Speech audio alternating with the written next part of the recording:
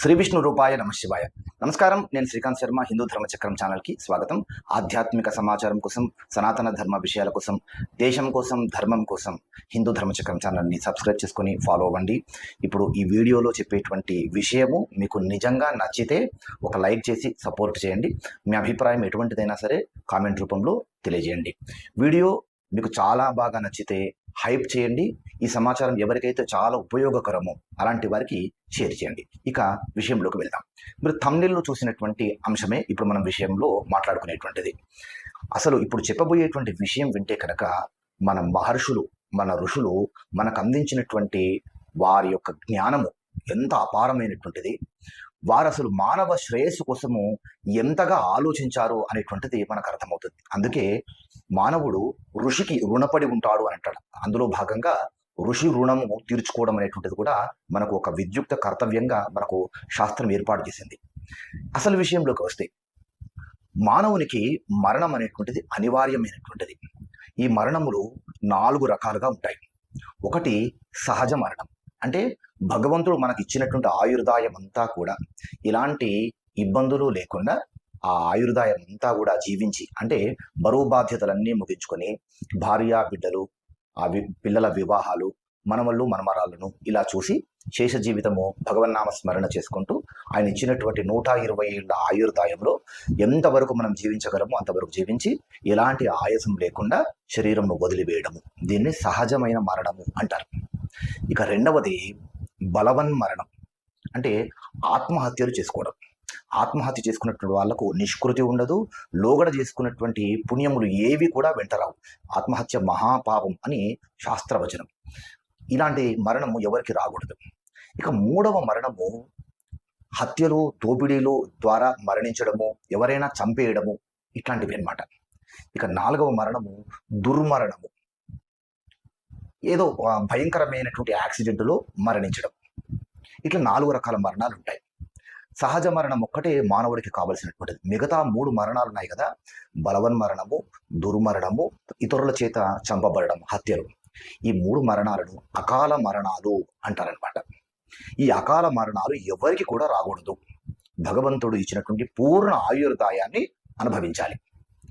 అందు గురించి మన ఋషులు ఒక చాలా సులభమైనటువంటి మనకు మోక్షాన్ని అందించేటువంటిది ఆయుర్దాయం అంతా కూడా జీవించి సహజమైనటువంటి మరణమే లభించేట్టుగా, ఎవరు కూడా అకాల మరణాల బారిన పడకుండా భగవంతుడు ఇచ్చినటువంటి పూర్తి ఆయుర్దాయం అంతా జీవించేట్టుగా ఒక మహత్తరమైనటువంటి విషయాన్ని సామాజికమైనటువంటి కోణంలో ఆలోచించి సమాజ శ్రేయస్సు కొరకు ఒక ఏర్పాటు చేశారు. అదే తీర్థం. నిజమే, మీరు విన్నది తీర్థమే. తీర్థం తీసుకుంటే ఎట్లా అండి, అకాల మరణాలు ఎట్లా రావు, సహజమైన మరణం ఎట్లా పొందుతాము అని సందేహం వస్తుంది. ఇక్కడే మహర్షుల యొక్క వైజ్ఞానికము, వాళ్ళు సమాజం పట్ల ఆలోచించినటువంటిది మనకు అర్థమవుతుంది. తీర్థం అంటే ఏంటి? చాలా మంది ఏమనుకుంటారంటే కొబ్బరికాయ కొట్టిన తర్వాత ఆ నీళ్లు ఉంటాయి కదా, వాటిని తీర్థం అనుకుంటారు. కాదు, అది తీర్థం కాదు. ఏ పదార్థం అయితే భగవంతునికి అభిషేకం చేశామో, అభిషేకం చేయబడినటువంటి పదార్థము దానిని తీర్థము అంటారు. అంటే భగవంతునికి అభిషేకం చేసినటువంటి జలమే కానివ్వండి, పంచామృతమే కానివ్వండి, కొబ్బరి నీళ్ళే కానివ్వండి, చెరుకు రసమే కానివ్వండి, ఏదైతే అభిషేకం చేయబడుతుందో అది మాత్రమే తీర్థం. కానీ ఇలా పళ్ళ రసాలు, మనం తయారు చేసుకున్న పంచామృతాలు, కొబ్బరి నీళ్ళు తీర్థం కాదు. ఆలయాల్లో కానివ్వండి, మనం ఏవైనా విశేషమైనటువంటి పూజా కార్యక్రమాలు ఇంట్లో చేసుకున్నప్పుడు కానివ్వండి, లేదా ఇంట్లో నిత్య దేవతార్చన చేసుకునేటప్పుడు కానివ్వండి, భగవంతుడికి అభిషేకం చేసిన తర్వాత అభిషేకం చేసినటువంటి జలాన్ని ఒక పాత్రలో పట్టుకుంటాము, అది తీర్థము. ఈ తీర్థము స్వీకరించేటువంటి సమయంలో సాధారణంగా ఈ తీర్థాన్ని ఆలయ అర్చకుడు ఇస్తూ ఉంటాడు. ఆ తీర్థం ఇచ్చేటువంటి సమయంలో ఒక మంత్రం చెప్తారు, అది శ్లోకం. ఈ శ్లోకము మంత్ర సమానమైనటువంటిది అనమాట. చాలా మందికి తెలిసినటువంటిది, తెలిసినా కానీ మనము అన్ని వేళలా ఇగ్నోర్ చేస్తూ ఉన్నటువంటిది. ఆ శ్లోకమే అకాల మృత్యుహరణం, సర్వవ్యాధి నివారణం, సమస్త పాపక్షేకరం, పరమేశ్వర పాదోదకం పావనం శుభం. ఇది శ్లోకం. ఇందులో మొట్టమొదటి లైను ఋషులు మానవ శ్రేయస్సును, మానవుల యొక్క ఆయుర్దాయం గురించి, ఎవరికి అకాల మరణాలు దరిదాపుల్లో కూడా రాకూడదు అనేటువంటి కోణంలో ఆలోచించి తీర్థం తీసుకునే సమయంలో చెప్పబడినటువంటి శ్లోకంలోని మొట్టమొదటి పాదము అకాల మృత్యు హరణం. ఇక్కడ ఆలోచించండి, ఈ శ్లోకంలో మొదటి లైన్ అది. అర్చకుడు తీర్థం ఇచ్చేటువంటి సమయంలో ఈ శ్లోకం చెప్పుకుంటూ తీర్థం ఇస్తాడు 3 సార్లు. మనము శ్రద్ధాభక్తులతో ఆ తీర్థాన్ని స్వీకరించాలి. అప్పుడు అకాల మృత్యుహరణం అనేటువంటి మొదటి లైన్ చెప్తాడు. భగవంతుడా, నీకు అభిషేకం చేసినటువంటి జలాన్ని ఈ భక్తుడికి ఇస్తున్నాను. ఈ తీర్థమును సేవించినటువంటి ఈ భక్తుడి జాతకంలో ఉన్నటువంటి అకాల మరణాలు ఏవీ కూడా ఇతని దరిదాపుల్లోకి రాకూడదు అని చెప్తారు. అకాల మృత్యుహరణం, అకాల మృత్యువు అనేటువంటిది హరించిపోవుగాక. అంటే బలవన్ మరణాలు కానివ్వండి, లేదా దాడుల ద్వారా మరణించడం కానివ్వండి, లేకపోతే దుర్మరణాలు కానివ్వండి, ప్రమాదాల ద్వారా మరణించడం కానివ్వండి, హత్యల ద్వారా మరణించడం కానివ్వండి, ఇవేవి కూడా ఈ జీవికి రాకూడదు. ఈశ్వర, నువ్విచ్చినటువంటి ఆయుర్దాయం అంతా కూడా ఈ జీవి సుఖంగా అనుభవించి అంత్యకాలంలో నిన్ను స్మరించుకుంటూ దేహము వదలాలి. అలాంటి యోగ్యతను ఈ జీవికి ఇవ్వు అనుకుంటూ ఆ శ్లోకం చెప్తారు. అందులోని మొదటి లైనే అకాల మృత్యుహరణం. ఎంత గొప్ప విశేషమో ఆలోచించండి. నిజంగా సమాజం పట్ల ఎంత బాధ్యతగా మహర్షులు మన గురించి ఆలోచించారు ఒకసారి మనం ఆలోచించాలి. అందుకే ఋషులకు మహర్షులకు మనము రుణపడి ఉంటాం. వాళ్ళ రుణం తీర్చుకోవాలి.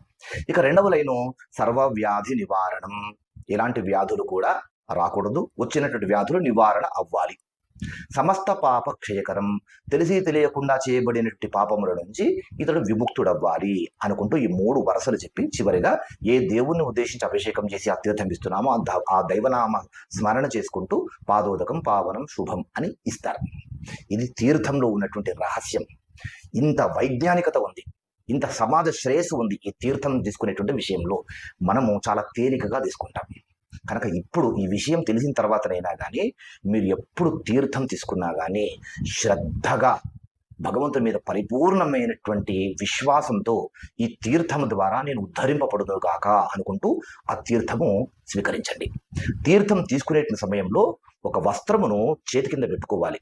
ఇలా గోకర్ణ ఆకృతిలో తీర్థం తీసుకోవాలి. చూపుడు వెళ్ళి ఇలా పైకి ఉండాలి, బొటన వేలు దీన్ని ఇలా ముగించాలి. ఇది ఆవు చెవి ఆకారం అనమాట. ఇందులో తీర్థమును పోసుకొని 3 సార్లు వేసుకున్న తర్వాత శబ్దము రాకుండా ఆ తీర్థమును నోటిలోకి వేసుకోవాలి. తీర్థం ఒక్క బిందువు కూడా నేల మీద పడకూడదు, అది మహాదోషంగా చెప్తారు.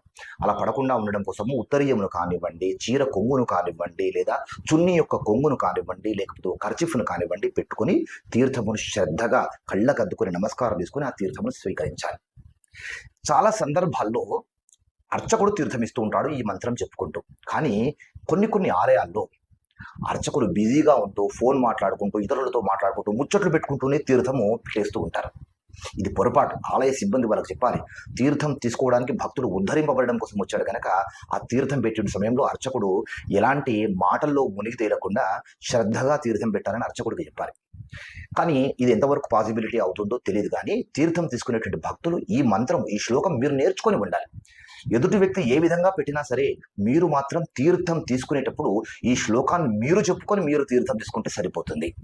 కొన్ని చోట్ల అర్చకులు ఉండకుండా వాలంటీర్లు పెడుతూ ఉంటారు. ఈ శ్లోకం వాలంటీర్లు కూడా కొంతమంది చెప్పరు. ఇట్లాంటివి చాలా సందర్భాలు ఉంటాయి. ఇంట్లో మీరు కూడా ఇంట్లో అభిషేకం చేసుకుంటూ ఉంటారు కదా, అప్పుడు ఏ అర్చకుడు వచ్చి మీకు తీర్థం పెట్టాడు, మీరే తీసుకోవాలి కదా. కనుక మీరు మీ ఇంట్లో చేసినటువంటి దేవతార్చన తీర్థము మీరు తీసుకోవాలంటే ఈ శ్లోకం మీకు వచ్చి ఉండాలి కదా.